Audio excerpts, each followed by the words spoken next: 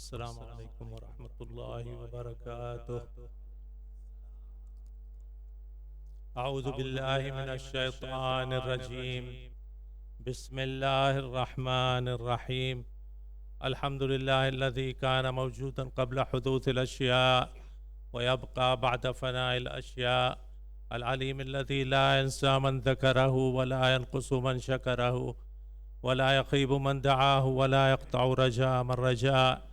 تفرد بالأولية والقدم ووسم كل شيء ما عداه بالفناء والعدم، كما قال عز شأنه: كل شيء هالك إلا وجهه وكل نفس ذائقة الموت، وقال: كل من عليها فان ويبقى وجه ربك ذو الجلال والإكرام. اللهم صل على محمد وآل محمد. أشهد أن لا إله إلا الله وحده لا شريك له، الملك القدوس السلام المؤمن المهيمن العزيز الجبار المتكبر. وأشهد أن سيدنا ونبينا وحبيبنا وشفيعنا وطبيب قلوبنا محمدا صلى الله عليه وآله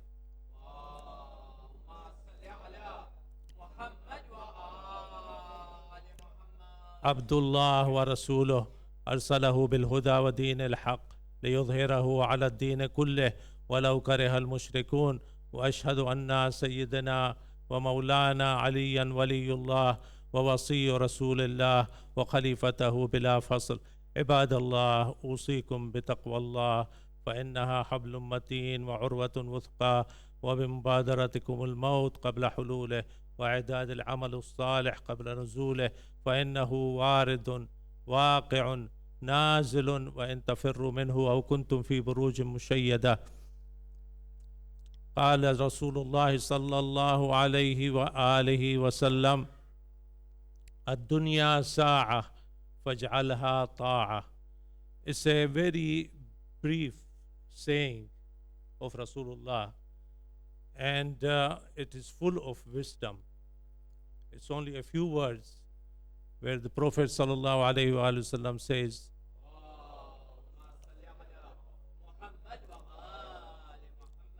the world is 1 hour, so make it obedience. As dunya sa'a, 1 hour. Faj'alha ta'a, so make it obedience. Nothing but obedience. Because we have no time actually in the world for disobedience. We do not have any time for ma'siyat of Allah subhanahu wa ta'ala. We do not have any time for trial and error.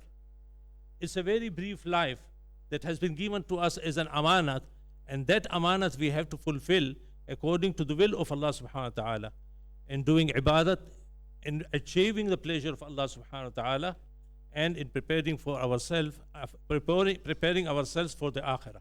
Because that is the actual life. You have been brought into this life for the akhirah, not for this dunya. This dunya is fan.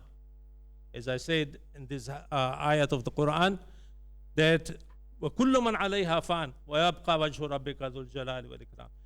When we know the reality of the existence, of this temporal existence, of this temporary existence, then we should be preparing ourselves for the actual trial that is going to come. Now, this trial that we are passing, we know it is a passing phase. We know it is a transient phase. We know there is nothing called permanent in this life. In everything that has been allocated in this life, there is nothing called permanent. And that's why Rasulullah says that when you know for sure that the world is only 1 hour, so make it nothing but obedience. Obey Allah subhanahu wa ta'ala. And this is the reality which we have to realize. And that's why even in the modern world, even in the different fields of knowledge, people make sure that they allocate some time for thinking, for pondering, for reviewing what they are doing. And that's why so many techniques, management techniques, and God knows what techniques have been devised to allocate some time for thinking. Because they know that when a person is relaxed and when he is away from the daily busy life, he can allocate for himself some time in order to critically review what he is doing and what policy he has adopted and what actions he is taking. Is he taking these actions under a certain plan or just haphazardly? If it is haphazard action, then what will happen? That the consequence will be bad. The consequence will be negative. But if it is against a certain plan, it is according to a certain plan and well thought plan, then the consequence will be good and beneficial to him. And that's why in Islam we have been told that although isolating yourself from the society is not recommended in Islam. For example, Islam does not approve of ruhbaniyat, does not approve of somebody isolating himself away from the society, away from his family, away from his daily responsibilities, and going on the top of the Himalaya, or adopting this aesthetic life and in isolation away from the society. This is not the Islamic way. But Islam does recommend that we allocate daily some time for pondering, for thinking, and for reviewing. This is a certain thing. And that's why the Quran itself guides us, قَبْلَ طُلُوعِ الشَّمْسِ وَقَبْلَ غُرُوبِهَا. This is the time when you can find it very restful, very peaceful. Your mind is settled.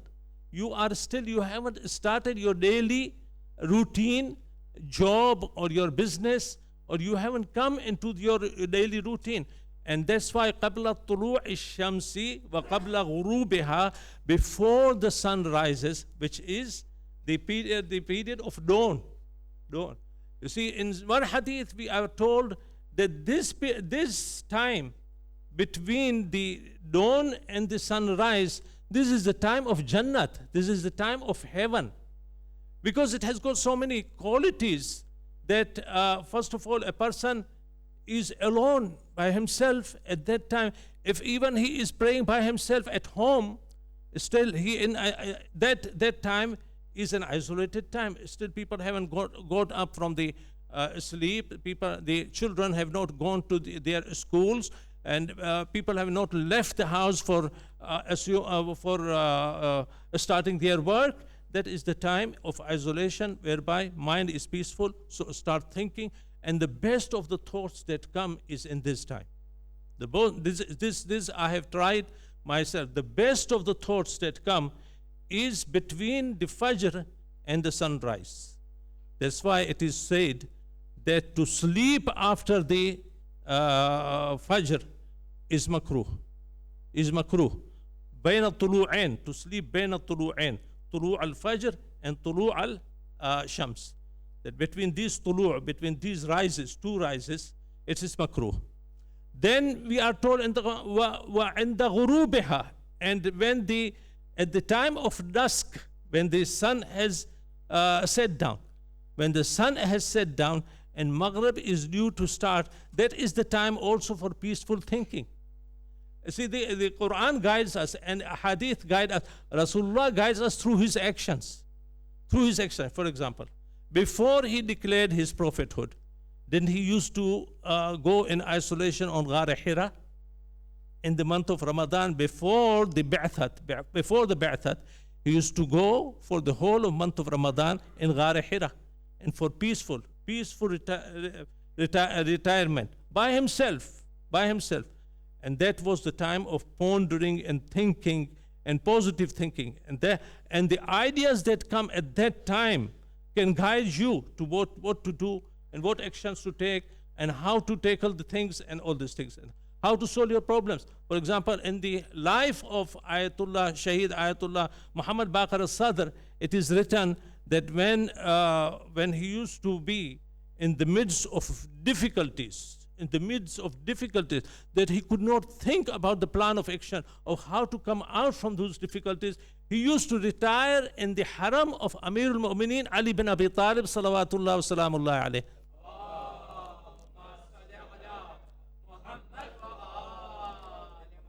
In isolation, he used to sit near the Zarih, near the burial place of Amir al-Mu'mineen, and he used to think.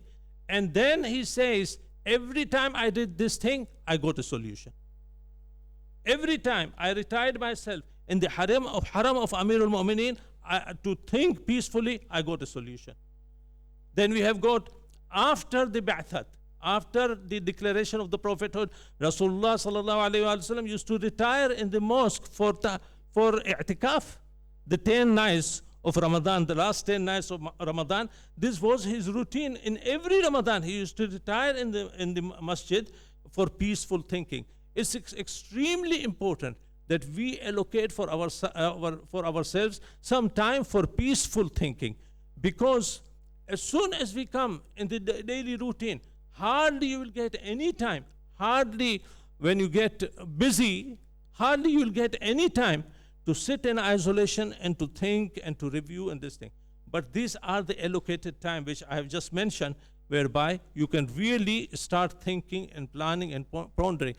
The one hadith says that a short while, a short time, 1 hour spent for tafakkur, for thinking, is better than ibadat of 1 year. Can you imagine this? Tafakkur. Think about the wonders of Allah subhanahu wa ta'ala. Why has He created this universe? Why He has created you? Why He has created all this world and all the problems and difficulties and hardships that come with the world? There is some hikmat, isn't it? Allah has not created anything in vain. There is a hikmat of Allah subhanahu wa ta'ala in everything.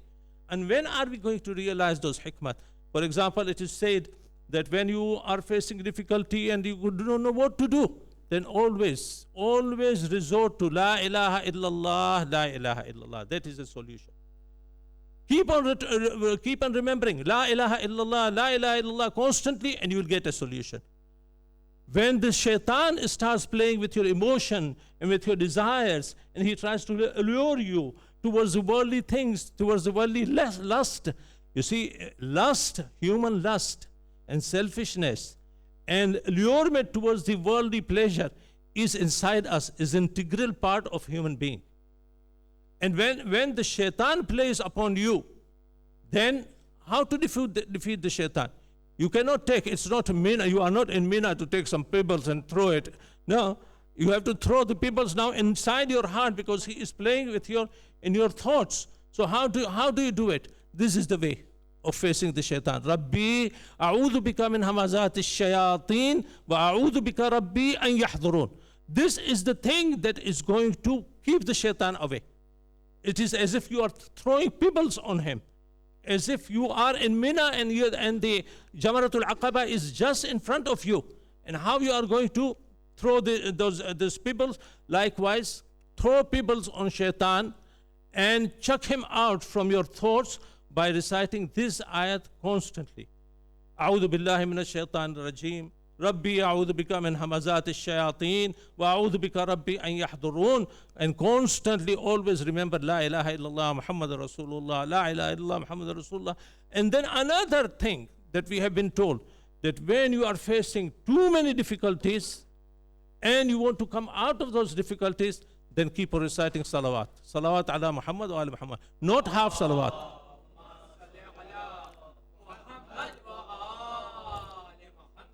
Not half salawat, but complete salawat. You see, this is the distinction. This is the distinction between us and others, that we recite the salawat with full heart. With full heart. That when we recite the salawat, we know that we have sent a salutations on Muhammad and Ali Muhammad.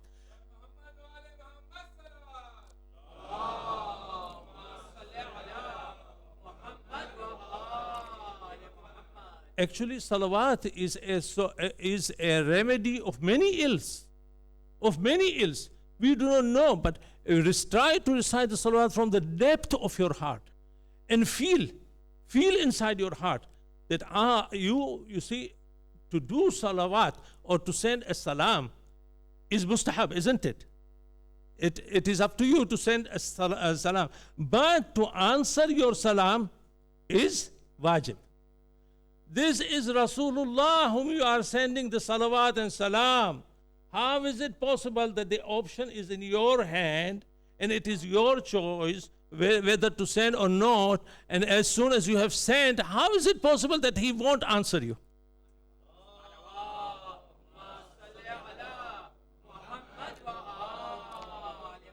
So we are enriched through the wilayat of Ahlul Bayt. We are enriched with so many answers of salams that Rasulullah has sent us, Amirul Mu'mineen has sent us, Fatima Zahra has sent us, Hassan Mujtaba has sent us, Hussein Shaheed Karbala has sent us. Isn't it? Can you imagine how much wealth we have accumulated in this temporary life? Yes, we commit sins, we commit lapses, we are disobedient. We are not always obedient to the commands of Allah and to the commands of the Messenger of Allah. But in this disobedience, all the sins that we have accumulated, there are certain virtues, there are certain good deeds we are sending constantly. And those good deeds are washing away the sins that we have accumulated upon our head. And this is a consolation that we get. You see, everything in Islam, and especially so in the school of Ahlul Bayt, everything has got a hikmat. It's not without hikmat. Everything has got a hikmat. Even this remembrance of the great martyrdom of Sayyid al-Shuhada, that we are right on the verge of starting the tragedy of Karbala, even the remembrance of Sayyid al-Shuhada has got a hikmat. And I'll speak in the second khutbah. إن أحسن الحديث وأبلغ الموعظة كتاب الله أعوذ بالله من الشيطان الرجيم بسم الله الرحمن الرحيم والعصر إن الإنسان لفي خسر إلا الذين آمنوا وعملوا الصالحات وتواصوا بالحق وتواصوا بالصبر.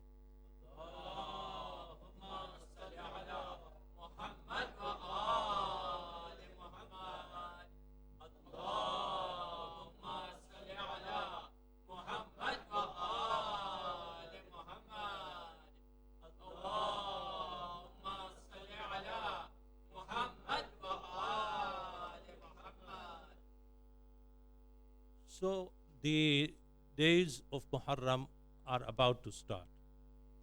We will be engaged day and night during these days in the remembrance of the sacrifice which has been named as Zibh Azim. Now if Allah, and also the previous books that have been revealed on other prophets, there are evidences and there are quotations available. When you read anything about Karbala, they quote you and they give you references of how much this sacrifice has been foretold in the holy books that had been revealed to other prophets as well. This is not the time of discussing that thing, but I have just made a passing remark. So there must be some divine secrecy in this great sacrifice. And what is that divine secrecy? That Muhammad and Ali Muhammad made absolutely sure that their followers observe Muharram and they grieve Muharram as if that grief has occurred in our own houses, among our own family members, among our own dear and near ones. You see, it is one of the right that Rasulullah and Ali Rasul have got on us, the observance of Muharram, the remembrance of the sacrifice of Hussein alayhi salam. Why so much emphasis has been given? Why all other Muslims, although all other Muslims benefited from this sacrifice, didn't they? They benefited. Today, if they are able to pray in their own mosques, today if they are able to recite the Quran in peace, it is because of Hussein ibn Ali. It is because of Hussein ibn Ali. Otherwise, the real nature of the enemies of Ahlul Bayt, you can see it with your naked eyes today. See what they are doing. See how they have played with Islam. See how they have turned Islam upside down. Its principles, its values, its morals, its ethics have been turned upside down. The only thing left in Islam in their eyes is just cutting the heads and slitting the throats. This is the only thing that is left in their eyes. But Hussein ibn Ali was able to foresee. Hussein ibn Ali was able, and actually he was trained for this sacrifice. He was trained by Rasulullah personally. He was trained by Fatima Zahra. He was trained by Ali Murtaza. He was trained even by Hassan al-Mujtaba. Even Hassan al-Mujtaba, the sabr through which Hassan al-Mujtaba went through, the forbearance, the tolerance, the patience that Hassan al-Mujtaba showed in his life, Imam Hussein derived something from that. When Jabir told him, Ya ibn Rasulullah, if you want to go alone. Or leave the families, leave the ladies of the household and the children behind. Why are you insisting to take them? He said, first of all, two answers. Sha Allah an yarani qatila, wa sha Allah an yarahunna sabaya. It is the will of Allah. Allah has decreed, it is the will of Allah that He sees me martyred in His way. And it is the will of Allah, He has decreed that He sees my household members, my ladies and children, to be captives, to be prisoners. This is the Mashiach of Allah subhanahu wa ta'ala. Then Jabir told him, why don't you adopt the policy that your brother adopted? Why don't you make sulh with them temporarily until you have got enough supporters who are prepared to fight for you and this thing? He said, whatever my brother did, he did because it was the command of Allah and he acted on the command of Allah. And whatever I am doing because it is the command of Allah and I am acting upon the command of Allah. So this is the policy of the Ma'sumin. The Ma'sumin, you see, this is the beauty that where we have got our guides whom we follow to be the infallibles, Ma'sumin al-Khata, because we know that Allah subhanahu wa ta'ala has not left His book without the guidance of some people, some human element who would come in the human society and implement the Quran practically through their actions, through their deeds, through their words, through their sunnah and through their seerah. Otherwise, the Quran by itself won't have any meaning. Everybody is going to interpret the Quran as he likes, as they are doing today. As they are doing today. Whatever suits them, they adopt, and they say that it is in the Quran. Whatever doesn't suit them, they say it's not in the Quran. So the history repeats itself. But then there is a permanent element right in front of us. We know that this element is as infallible and ma'soom as the Quran is. That this element is going to interpret the Quran as according to the will of Allah subhanahu wa ta'ala, and there won't be, and they would do everything, and they would sacrifice everything in order to keep the Quran in its original form with its original interpretation. And this is the characteristic of a ma'soom, that Hassan did what he did because it was the will of Allah, and Hussein did what he did because it is the will of Allah. And every single Imam will do what he does according to the will of Allah. So we know that the chain of guidance that we have adopted, the followers of Ahlul Bayt, it is the guidance which is based on ismat. And there is no compromise on this, on ismat. Now it is if the Ma'soom have observed the Muharram, and here Imam Ali bin Musa Rida salawatullah salamullahi alayh,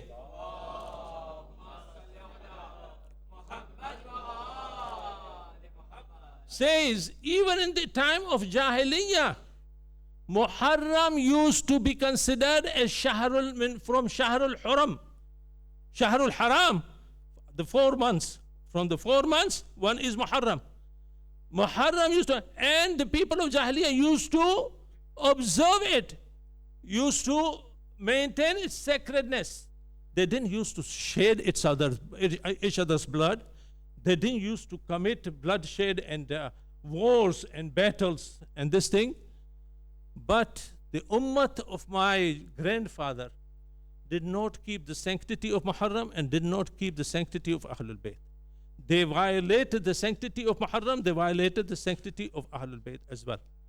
And they shared the blood of the holiest personalities in existence at that time. And that's why it is absolutely essential for us.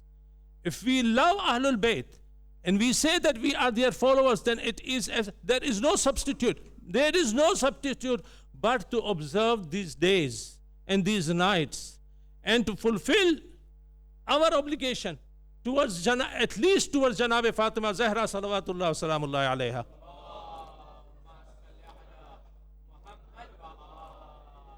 So why is there so much emphasis from the side of Ahlul Bayt that Muharram has to be observed, that Ashura has to be observed, that Arba'in has to be observed? Why is there so much emphasis? After all, you would say that it's not wajib. Yes, it's not wajib. Yes, it's mustahab. It's not wajib. But it is such a mustahab act, which is the best of the best act among the mustahabat. You see?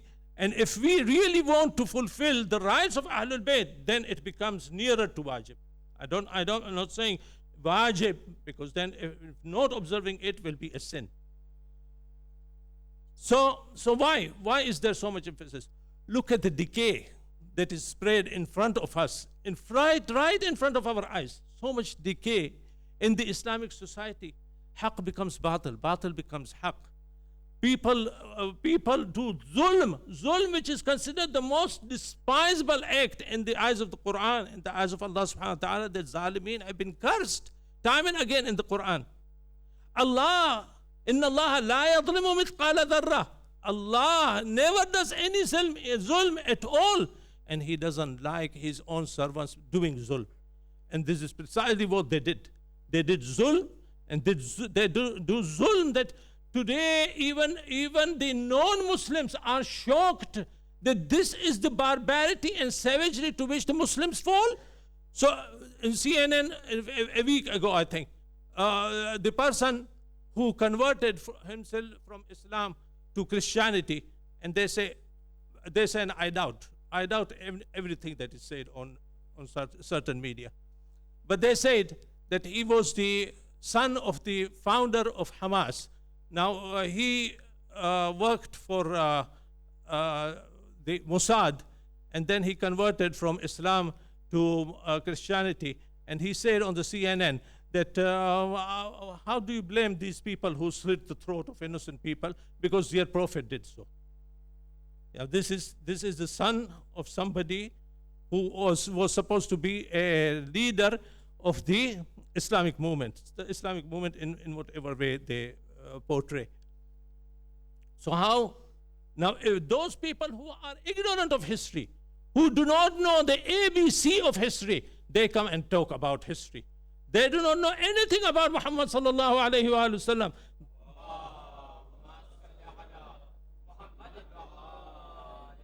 They come and talk about Islam. And who has given them this power to do so? We have given them because of our actions. These people who say that they are representing Islamic State and Islamic this thing, they have given them the weapon. Now in this situation, if there is nobody, if there is no community, if there is no group among the Muslims themselves who proclaim the truth, this is the message of truth, and that message of truth is the message of Islam and not other messages. And we disassociate ourselves with these people who kill innocent people, who rob the banks and in the name of Islam, and who rape the innocent women in the name of Islam, who enslave the women in the name of Islam. We totally disassociate ourselves, and we say it openly. Their Islam is different, our Islam is different. Our Islam is the Islam, the original Islam of Ahlul Bayt Muhammad and Ali Muhammad.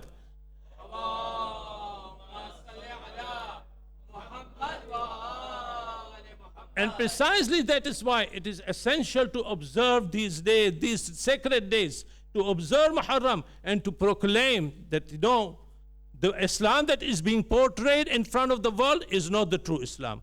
This is the true Islam which was revealed to Muhammad sallallahu alayhi wa alihi wa sallam.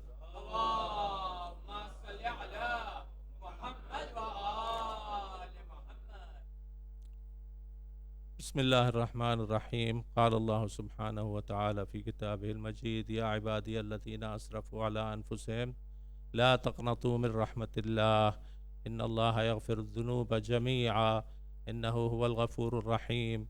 إنما أمركم الله بالصلاة على نبيه وحبيبه، فقال تكريما له وتشريفا لصفيه: إن الله وملائكته يصلون على النبي يا أيها الذين آمنوا صلوا عليه وسلموا تسليما.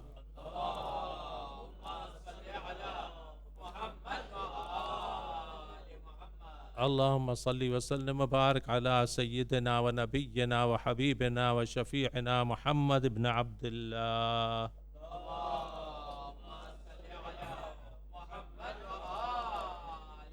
اللهم صل وسلم وبارك على أمير المؤمنين ووصي رسول رب العالمين وخليفته بلا فصل يعسو بالدين غالب على كل غالب مطلوب كل طالب أبا العترة الأطائب سيدنا ومولانا علي بن أبي طالب.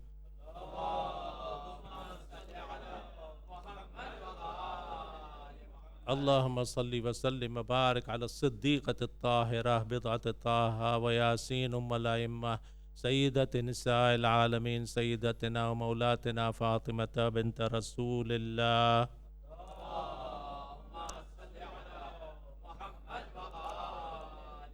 اللهم صل وسلم وبارك على سبطي الرحمة وإمامي الهدى الحسن والحسين سيدي شباب أهل الجنة.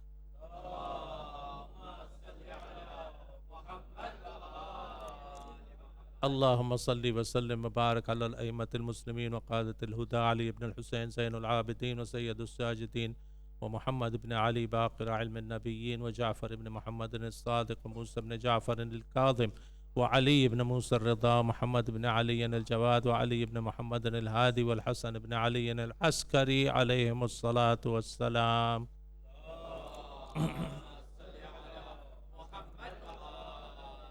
اللهم صل وسلم وبارك على خليفتك وحجتك في الأرض ماحي بدعة والشرك والكفر والطغيان سيدنا ومولانا الإمام صاحب العصر والزمان.